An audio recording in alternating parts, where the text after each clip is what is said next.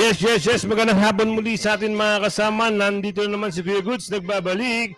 At syempre, kung hindi ka pa nag-subscribe sa ating channel, pa-subscribe nyo lang po at hit mo na rin yung bell para updated ka sa ating mga video. Ay nako, nabisto na. Oo, nabisto na mga kasama. Pero ang sagot, nabisto na kasi. Bakit nabisto? Peki daw kasi. Yan ang sabi ha. Buti nandito na si Chikadora at nagbibigay sa atin ng isang balita. Nako po, wala na kakayahan na ma-disqualify. Anong silbi nyo dyan? Kung wala kayong kakayahan na disqualified ang isang tao na namimeke ng isang birth certificate. Ayan ang sabi ni Aling Imelda rito. Oo, dapat hindi na kayo umupo dyan. Kung wala kayong kakayahan i-disqualify yung taong namimeke.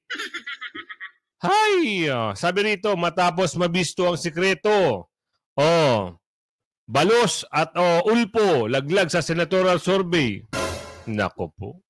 At doon sa video na ipapakita ko sa inyo mamaya, meron ho nagsalita patungkol sa impeachment at COMELEC can't disqualify. Bakit kaya? So tingnan natin yung survey pero bago natin simulan natin talakayan ng reactions, ang likes, ang share. All goods na po tayo dyan at like nyo yung video at i-share. Whew! Pilipinas! Game ka na ba? Game na! So January 30, mayroon pong peaceful rally. Yung sabi dito laging pinapaalala na magkakaroon po sila ng peaceful rally. Uulitin natin.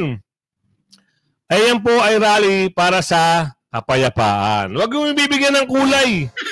Pinapaalala lang sa ni Aling Jennifer pa na merong gaganaping marcha dyan sa Liwasang Bonifacio at napakarami po ang magsisiatin. No? Simulan na natin. Paano nabisto? Nako po, anak ng tipaklong, pasok mo. Pagpasok pa lamang ng taon, mukhang sunod-sunod na araw ang kamalasan na nararanasan ng mga kakampi ng administrasyon.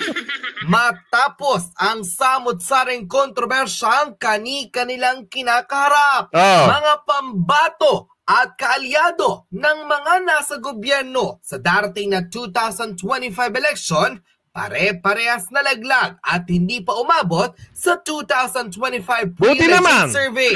Maging mga makakaliwang grupo, laglag sa nasabing listahan. Good. Ayos yan. Tila bigo nga raw manguna at makapasok ang iilang senatorial aspirant na kabilang sa ticket ng administrasyon ni President Bongbong Marcos sa katatapos lamang na 2025 pre-election independent survey para sa mga kumakandidato. Kahit pa mga anak ng bilyonaryo, laglag sa panlasa ng maraming Pilipino.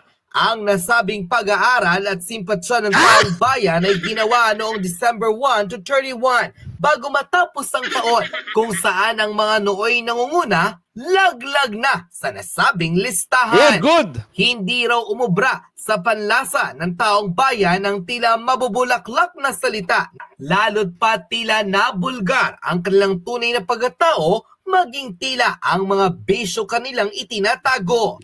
Marami sa kanila ang tila sawa na sa tradisyonal na politika, maging ang mga politikong kumakandidato sa pagkasenador na tila binantaan ng taong bayang hindi na raw makakabalik sa pwesto. Narito at kilalanin ang mga... Ma'am, interrupt ko lang muna natin Kaya nasabi dito ni Chikadora, nasawa na. Ano bang pinagagawa nitong mga ito dati? At sasabihin pa nila sila'y malalakas sa survey. Nabo ko na hindi na utu-uto ang sambayan ng Pilipino. Meron na social media, meron na iba't ibang platform. Lahat ng mga kabantutan, iahayag na. Nasa pamamagitan ng mga ganyang bagay. Pero sa sinasabi na sila'y nangunguna, tanungin niyo yung taga Mindanao. Mindanao, Cebu, Davao, Bisaya, Luzon, Central Luzon. Ano pa ba? Wag na natin sama yung mga hindi kasali. Pero naniniwala ako, mas malakas pag nagsama-sama ang OFW, migrante, Luzon, Visayas, Mindanao. Diba? Sa totoo lang tayo, kahit gawan pa nila ng peking survey yan, hindi na huubra. Dahil nakatatak na sa utak ng tao kung ano-ano yung mga pinaggagawa nitong mga ito noong panahon pa na sila'y namamayagpag. Nakabalita nga kayo, di ba? Kalsadang Matino. Sisirain. Tapos ipapagawa. Paano? Ando ng pera eh. Sabi ni Aling Teresita rito. Di ba? Makakita ka ng tulay. May tulay Pagdating sa ilalim, walang ilog. Paano? Ando ng pera. Di ba? Ganun sila katindi dyan. Kaya nga, sabi ko nga sa inyo, Mayo, midterm election. Papasok ngayon yung mga pambato ni Tatay Digo. Di ba? Isipin nyo mabuti kung ano yung naranasan nyo ngayon, ubos-ubos, at yung mga nasa likod nitong nag-uubos, palitan nyo na yan. Wag ho kayong magpapasok nang alam nyo yung trapo. Kasi, isang sagaba lang yan sa pag-unlad. Lalo-lalo na, meron kayong pinasok na isa. Yung iba kasi iniisip, wag daw si Kuya Ipe. Nako, wag nyo nga alisin si Kuya Ipe. Partido ho yan Hindi naman kukuha si Tatay Digong ng mga tao na ikakasira niya. Iba lang yung balimbing. Yung balimbing kasi mga kasama, akala niya, mahina na mga Duterte. Kaya umiska po. Ngayon, sa ngayon, wala na. Pinagtatawanan na ngayon. Kilala niyo ba si Balimbing? Kilala niyo. Type sa comment section. Ganon. At yung mga party list, alamin nyo kung ano yung huwag kayo mag-ano ng bayan-bayan. Mahirap yung bayan-bayan. Lalaban lang sa gobyerno yan. Kita nyo, hindi natin sigurado yung mga nag-rally doon sa Mindiola, di ba, nagnangaw-ngaw. Baka pamaya, propaganda lang nila yun. Di ba, sabi doon, ayaw daw nila yung budget. Hindi daw sila agree doon sa pag-approve ng budget. Nagnangaw-ngaw sila, pero kakarampot lang sila. Pero yun yung mga yun yung mga tuta ni Lulong. Isipin nyo mabuti. Ngayon, nasa na ngayon sila? Nag-rally sa Mindiola. Mga ano yun? Bayan-bayan yun. Left, right. Diba? Nagngangaw doon. Akala nila. Woo! Tuloy natin to si Chikadora. Sa pangalang nanguna, pumasok at gustong bigyan ng tsansa ng tao-bayang maglingkod sa mamamayan, lalo't pruweba raw at aksyon ang kanilang magiging batayan na karamihan sa mga ito ay tunay nga raw na may napatunayan. Ito, sasabihin ko lang sa inyo. Si Pastor Kibuloy, pag tinalis niya sa linyada, naku po, isang kawalan yan. Alam niyo ba kung ano nagagawa ni Pastor Kibuloy? Marami nagagawa yan. Hindi niyo pa nababalitaan. Nagpapaaral ho yan ng napakaraming estudyante. Lahat nyo libre. Kahit ano relihiyon ka, papaaralin ka. Huwag nyo hong bibitawan si Pastor Kibuloy. Tandaan nyo yan. Isipin nyo, isa yan sa mga kaagapay ni Pangulong Duterte noon pa. At isa rin yan sa mga nagpanalo sa mga Duterte. Huwag nyo bibitawan yan. Pakiusap lang. Doon sa mga nag-i-issue na mga kaso-kaso ni Pastor, ginagawan lang ng issue yan Alam niyo bakit kung saan nagsimula yan? Sa media network yan. Malakas ho kasi ang media network ni Pastor. Kasi makatotohanan Etong mga media na gumagawa ng mga fake, yung mga, sabi nga ni Lolita dito, mga bayaran, yan yung sumira sa pangalan ni Pastor. Di ba? Sa tingin nyo, makatarungan ba? Ngayon, wala hong ere ang network dahil dito sa mga peke at nagagawa ng mga istoryahe na network. Kaya paninira lang yan sa ginawa kay Pastor Kibuloy. Paninira lang yan. Kaya wag niyong bibitawan si Pastor. Lahat ng PDP line, ipasok nyo. Ipasok nyo rin si Doc Willie Ong saka si Richard Mata, Dr. Richard Mata. Ipasok nyo. Huwag nyong sayangin ang boto nyo. Kung magpapasok kayo ng iba, naku po. Parang sinayang nyo lang ang isang linyadang boto. Tuloy na rin to. Narito at panoorin ang full video. Ayan Hindi pa nga raw nagsisimula ang kampanyahan Nag-iinit na raw at nagsasalpo ka na ang mga kandidatura ng bawat politikong nagnanais na maupo bilang senador. Mas lumilinaw ang pananaw at paniniwala ng taong bayan. Tignan nyo yung mga lumalabas sa video mga kasama, kung sino-sino ha. Si Governor, si Senador Chavit Singson, Doc Willie Ong, si Attorney Vic Rodriguez, ha? Yung kanina Senador Bato, Senador Bongo, ha? Ito ha. Na kahit baguhan ng iilan, karapat Ulitin natin ha, para makita natin. O, ito ha. O, Senador Bato, Senador Bongo, Senador Marcoleta. Bilang senador. Senador Chavit Singson, Senador Doc Willie Ong, Senador Vic Rodriguez. Proclaim na natin to. Ha? Mas lumilinaw ang pananaw at paniniwala ng taong bayan na kahit baguhan ng iilan, karapat-dapat na maupo ang tunay na may napatunayan. Hindi na raw nakapagtataka kung nanguna sa nasabing pre-independent survey ang re-electionist at Mr. Malasakit himself na si Senator Christopher Lawrence Bongo, kung saan batay sa datos at ratings ng taong bayan, ito raw ang karapat-dapat na politikong mahalal muli sa pagkasenador dahil bukod sa kanyang salita, tunay raw itong may nagagawa. Gayon din ang pagtaas ng rating ng Sagip Party List Representative na si Rodante Morcaleta na naging matunog ang pangalan sa nagdaang taon kung saan nagmarka sa taong bayan ang kanyang pagiging matapang na mambabatas at pagdepensa. Talaga naman po. Sino ang naging boses dun? Nung kasalukuyan na, ginigipit si Bibi Sara. Si Senador Marcoleta lang. 'Di ba? Yung isa ay kunyari nakikisimpatya ngayon, asa na? Wala na, hindi niyo na makita. 'Di ba? Si Senador Marcoleta lang ho ang kaisa-isang nagtanggol kay Bibi Sara. Nakipagbakbakan siya doon, nagbigay siya ng boses diyan sa kamera. Hanggat na matanggal na sa ilang committee ang pinagtanggalan sa kanya. Tinanggalan siya ng committee. 'Di ba? Initsepwera siya, pero ito, namamayagpag dahil sa kagawa ng mga bakulaw. 'Di ba? Ano ngayon? 'Di ba? Sa konstitusyon ng bansa.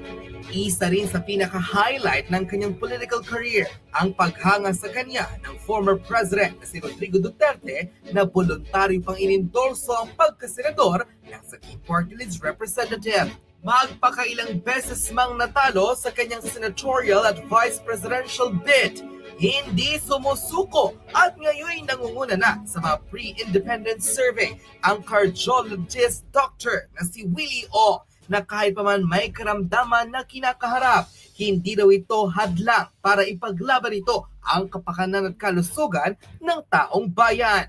Yan, si Doc Willie Ong at saka si Doc Richard Mata, yan ang magbubuhay, ang magbibigay sigla pagdating sa mga health services.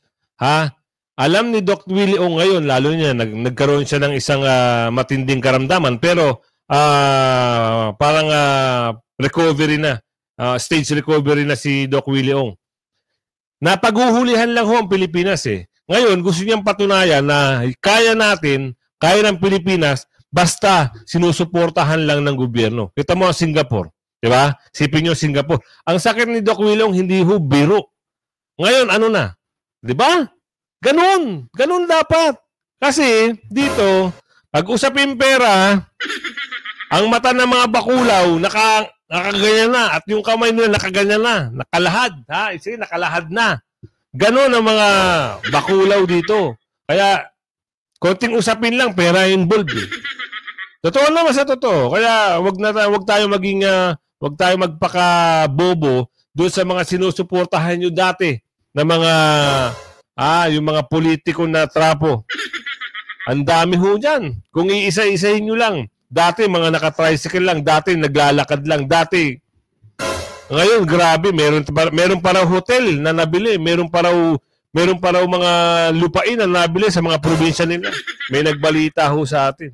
Grabe ho, no? Ibang klase. Tuloy natin to. Pasok rin sa panglasa ng taong bayan sa 2025 midterm senatorial election ang former PNP chief at re-electionist na si Senator Bato de la Rosa, kung saan kahit alam nito na dehado ang kanyang partido, Hindi nito nagawang iwan ang Vice Totoo President naman. Sara Duterte at patuloy na ipinagtatanggol sa mga kongresistang pilit na pinapatalsik ito sa pwesto. Nagulat man raw ang ilan, ngunit tila pabor pa rin ang karamihan ng mamamayan na maluklok sa pwesto ang Pastor, si Pastor. at televangelist na si Apollo Kibuloy na isa sa mga kilalang kadikit ng mga Duterte.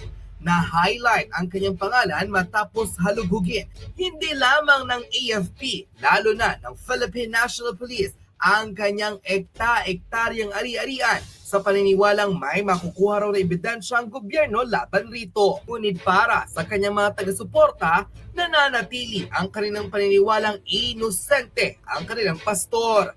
Ang mga nooy na kilalang TV Naku po, eto. Ayoko na ho yan. Ha?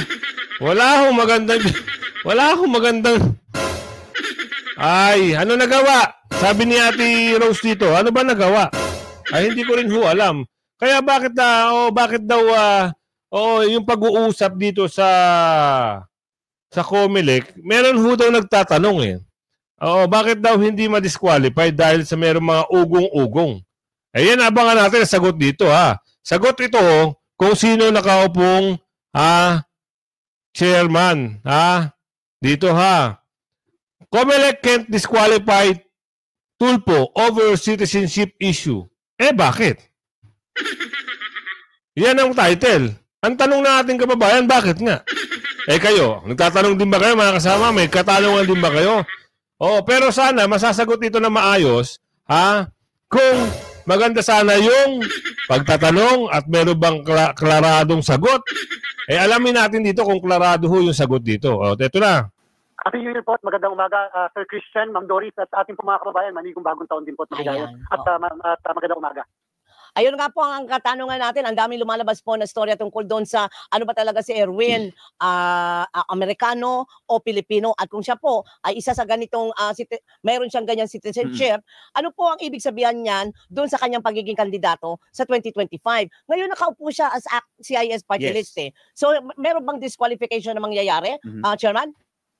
At Ma'am Doris, ganito po yun. At tama po kayong isang kandidato ay pwede humarap sa tinatawag na petition to cancel or deny due course ang kanyang kandidatura base sa edad, base sa citizenship, sa residency na tinatawag, sa literacy o yung able to read and write at yung pagiging registered voter. Pwede po siyang humarap ng cancellation ng candidacy. Subalit ang Korte Suprema na rin po, Sir Christian, Ma'am Doris, na nagsabi, kapag ito yung mga grounds ng disqualification o cancellation ng candidacy, ang COMELEC po ay walang kapangyarihan motu proprio o kami mismo ang magpa-file ng petition to cancel candidacy ng isang kandidato. Kinakailangan daw po may isang registered voter ang magpa-file nito sa Commission on Elections. Hindi po pwedeng kami. Maliban po kung ito ay issue halimbawa ng nuisance cases, pwede po namin i-file yan kami mismo.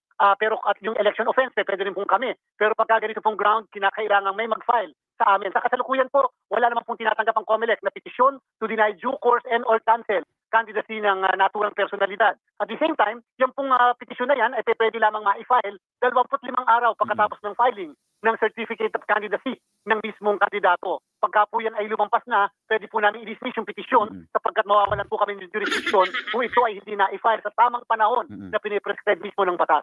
Pero nakaupo siya ngayon, Chairman, bilang representative ng ACT-CIS party list. So anong ibig sabihin po? Anong implikasyon po noon? Ayan, may ads lang ha. Pakinggan nyo mabuti mga kasama ha.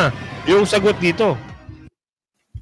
Opo, kapag po isang tao ay nahalal na, naproklama na at nanunungkulan na, ang COMELEC po ay nawawalan ng jurisdiction, lalo pa kung ang posisyon ay congressman. Alam niyo po, sabi ng Korte Suprema na kapag ang isang kandidato sa Kongreso ay naproklama, nakapag-oath at nakapag-assume sa opisina, kung ang COMELEC ay merong pending na kaso sa kanila, ang COMELEC mawawalan ng jurisdiction sa amin at ang kaso po ay pwede nang ma-file sa tinatawag na House of Representatives Electoral Tribunal. Kapagkat na po ngayon sa kasalukuyan ay nanunungkulan na, nag-assume na, nag-oath yan at naproklama, and therefore po wala na po kaming jurisdiction, pwede po siguro ma-question, halimbawa, sa Kongreso yung kanyang kwalifikasyon o kaya naman sa House of Representatives Electoral Tribunal. Subalit sa HRET rin po, Ma'am Doris, Sir Christian, may period to question yung mismong kwalifikasyon ng mismong congressman. At yan po ay kung di tayo nagkakamali, 15 araw pagkatapos makapag-assume ng naturang kongresista. Lagpas-lagpas na.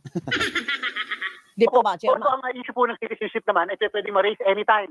Kaya lamang po, oo. kinakailangan naman din susunod yung mga magpapile ng petisyon sa tinatawag na reglementary period o yung pre-prescribed na period. Pag po kasi sumobra o kaya naman Nagkulang. lumampas dito, Oo. wala na po kaming jurisdiction kahit po yung House of Representatives Electoral Tribunal. Pero kung kunyari, si Christian Yosores nag-file ng petisyon, pwede po? Pwede naman po tatanggapin po namin yung petition na yan. Kung yan po ay pagbibigyan o bibigyan namin ng due course na tinatawag, maaaring ibang usapan po yun. Hindi ko po muna babanggitin kung ano, baka sabihin naman, pili-preempt natin. Pero again, pag may magpapal sa amin ng kahit na ano, kahit na kanino, yan naman po yung tinatanggap namin basta magbabayad ng filing fee dito sa amin. Ayun, Okay okay. po. Pero ang issue pala dito, partner, tsaka chairman, ang binabasa ko yung material natin, inaakusahan si Representative Erwin Tulfo na gumamit ng fake identity para makakuha ng American passport na pagmamayari niya for 20 years. Kung ibabangga natin, sir, dito sa mga facts natin, maituturing ba ito na parang material misrepresentation Fraud. din? O Fraud, Oo. oo. Kasi kung titingnan nyo at tayo ko pong magbanggit ng merits, kaya lang, siguro po yung mga nakikinig lang, babalansehin natin. Kung sakali pong may katotohanan yung sinasabing misrepresentation, yung po ba ay nag-violate sa Philippine law o ibang batas ang na-violate? Kung Philippine law po yan, ano bang batas natin ang na-violate? O yung po ba ay na-violate nila ang batas sa Amerika? So isang bagay po yan. Number 2, yung sinasabing misrepresentation ay misrepresentation doon sa certificate of candidacy natin. So ibig sabihin ay matitrace din dyan kung siya ba mismo yung nag-apply ng citizenship, siya ba mismo yung nabigyan ng American citizenship. Yan po yung mga bagay na dapat tanungin at kung sakasakali magkakaroon ng kaso ay dapat ma-inquire at alaming mabuti. Nawala ba talaga yung isang tao ng kanyang citizenship, Filipino citizenship, kung siya ay nagkaroon ng misrepresentation sa ibang bansa para makakuha ng kanilang citizenship. Yan ang mga bagay po na dapat masagot. But in the meantime, lahat po ito ay speculation. Sapagkat una, hindi pa naman po tayo nakakakita ng kahit anong papel o dokumento na nagsasabi tungkol sa pagkatao ng naturang personalidad patungkol sa issue ng citizenship. Lahat tayo ay pinipresume ng ating batas, ng ating saligang batas na Filipino citizen unless and until the contrary is proved. Opo. Chairman, parang inahambing po, hinalin tulad yung kaso ni Erwin. Doon sa kaso po ni Bamban Tarlac Mayor Alice Go, mayroon po bang pagkakapareho? Yung pong kay Mayor Alice Go kasi ay ang kanya pong ang sinasabi, nagkaroon siya ng misrepresentation sapagkat sinasabi na siya ay Filipino, subalit siya pala ay Chinese. Ganun po ang pinaka-factual antecedent nung kaso po ni Mayor Alice Go. So parang hindi po yata magkatulad kung tutuusin natin yung bagay na yon. Sapagkat kung isang tao, sabi po ng batas natin, sino ba ang natural-born Filipino citizen? Ang natural-born Filipino citizen, sabi ng saligang batas, ay citizen of the Philippines from birth without need to perform any act to acquire or perfect one citizenship. Para bang kayo, Magdoris? Nung kayo po ba'y pinanganak, kayo po ba'y merong pinirmahan na kahit anong dokumento o papeles o kahit kayo ba'y pinanumpa upang magbigay kayo ng loyalty nyo o oath of allegiance sa ating republika? Ay, wala. Wala po kayong ginawang ganun. Tayo po, kahit si Sir Christian, wala. Sapagkat tayo ay presume na natural-born Filipino citizen unless Sumatotal, ay wala na rin po talagang magagawa. Ayon sa statement ha. Kasi kung sumobra nga doon sa araw, parang 25 days na naman pagkakaintindi natin, no? I-reply nyo na lang. Wala rin talaga magagawa. Ayun lang ano ko lang naman sa inyo, yung slide na ito. Ngayon, ano ba talaga ang problema? Bakit may mga problemang ganito? Tupad, akap, pero makikita mo. Ito, papakita ko lang sa inyo para hindi naman kayo... kasi alam ko sa mga lugar nyo, meron din kayo nakikitang ganito. Pero hindi nyo sila ma-question kasi nagkukumpulan sila. So, ito na, papakita ko lang sa inyo. Ano ba ito? Yan, nabidyuhan. Baka naman tapos na maglinis, kaya nagkukumpulan sila. Yun lang. Di ba? Pero, kung iisipin mo, ilang oras lang ho ba yung mga ganyang bagay? Kawawa pa nga yung mga nagtatrabaho sa MMDA, yung mga LGU, ang sahod nila, alam nyo kung iisipin nyo, itong akap, parang magkano ata to? Parang 15,000? Kung hindi ako nagkakamali, kung nagkamali ako, i-correct nyo lang po ako. Parang ang bigayan dito ay 15,000, 10,000.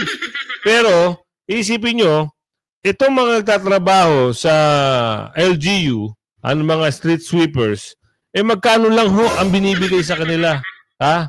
Hindi niya makukuha yung 15,000 sa isang buwan. Tapos itong mga ito, Eh, wala tayong magagawa dyan. Eh, yan yung ginawa ng magagaling eh. Kaya nga, sabi nga dito sa video na ito, panoorin nyo ito panoorin nyo. Ang tunay na problema, wala naman daw sa kung sino yung, kasi meron nagsasabi pro-China, pro-China. Ano ba yung pro-China na yan? Meron nagsasabing ganyan eh. Kaya ito liliwanagin ng isang individual na ito kung ano yung problema ng bansa. Ipasok mo, kuya. Reason why the Philippines is poor and miserable. We are the poorest country now in Asia Pacific and we are the dumbest. Mga kababayan, ito na po ang sinasabi natin na mukhang we are going through a period of enlightenment, illumination. Again, meron tayong 5,500 flood control projects. Yung pala, grabe ang baka dahil sa poverty. Sabi, bumababa ang ating poverty rate at food poverty. Yung pala, niloloko natin ang ating sarili. So, ngayon, ang ating headline, palagi na lang po yung gusto ko nang pong bigyan ng kaunting hindi po ang China ang dahilan kung bakit tayo nagtitira. China is not the reason why the Philippines is poor and miserable. We are the poorest country now in Asia Pacific and we are the dumbest. Hindi po China ang kagagawa niya, kundi ang ating mga kasasamang loob sa ating gobyerno at sa ating mga business and sila po ang sanhi kung bakit tayo ay pahirap at sila naman ay korupsyon. Hindi po China. Huwag po natin nililihis. Ginagawa nito ay diversion at distraction para hindi mabigyan ng pasyon ang tunay na sanhi ng ating kahirapan, which is the poverty and the hunger and the corruption. Hindi po China ang dahilan yan, kundi para sa pagkasenso. Ang traidor, ang mga traidor ang nagnanakaw ng 1 trillion pesos per year according to World Bank. Ayan mga kasama. Ang totoong problema ng bayan ay korupsyon. Ayon sa video Pero inyo, 1 trillion per year. Kita nyo naman kung paano manipulahin ng mga itong pondo, sabi ni Ate Teresita, alam nyo naman lang nangyayari, di ba? Kaya, yung iba dyan, nagbubulag-bulagan dahil nga, sila ay nakikinabang. Di ba? Kahit ayaw nila, wala silang magawa eh. Nasa circle of ano sila eh. Di ba? Ano nangyari sa pondo? Isipin nyo, minanipula daw, di umano. Marami rin nagsasabi na totoo. Marami naman nagsasabi, hindi. Ano ba talaga ang totoo? Ang totoo, ayun nasa video. Korupsyon ang problema ng bansa. Dahil sa korupsyon na yan, wala hong matinong proyekto ang natapos. Lahat ho ng mga Pilipino, hindi ho nagkakaisa-isa. Dahil meron silang itong pondo na ito, yung mga pinagbigyan ng mga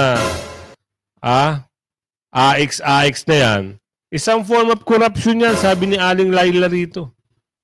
Diba? Isipin nyo kung paano nila manipulahin yung AX at mga yan. Akap na yan. Yun ang number 1 dyan. Lahat ho ng ahensya, meron yan. Pero nung nanungkulan si Tatay Digong, lahat yan wala. Wash out yan. Sa totoo lang. Diba? Inuna niya yung costume. Binanatan niya yung LTO.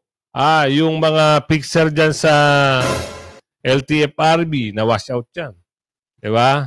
Yung mga korupsyon dyan sa mga pier. Korupsyon dyan sa may NAIA. Halos lahat yan. Wash out. Kaya, doon nga lang sa Tanimbala, diba? Sinipa niya lahat. Pinalitan lahat ng mga... pagkakaalam ko ang recall ko, mga agency sinipa niya, tinanggal niya, pinapalitan. Nawala yung Tanimbala. Ngayon, nakakabalita na naman yung ating kaibigan. Si Jor. Nakabalita siya, yung kasama niya, hirap talaga, no? Pag sa Pilipinas, no? Buti na lang. Nasa Mars tayo. Sa mga taga-Japan, Oo. Gustong-gusto ko dyan magpunta sa Tokyo. Kaya nagtatanong-tanong ako eh. Ayan huwag ka na magpapahuli sa mga balita, issue at reaksyon ng bayan, At kung hindi ka pa nakasubscribe, mag-subscribe ka na. At hit mo na yung bell at share yung video. At agahan nyo bukas, agahan din natin mag-upload para naman, maaga rin tayo. para maging updated kagad kayo. Pag nagising kayo na maga, halungkatin nyo kagad yung channel ni Kuya Goods. Meron ho tayo niyan. Sa hapon naman, alas 4, kundi alas 5, kundi alas 6. Basta meron ho tayong upload. Hanggang sa muli, bye-bye!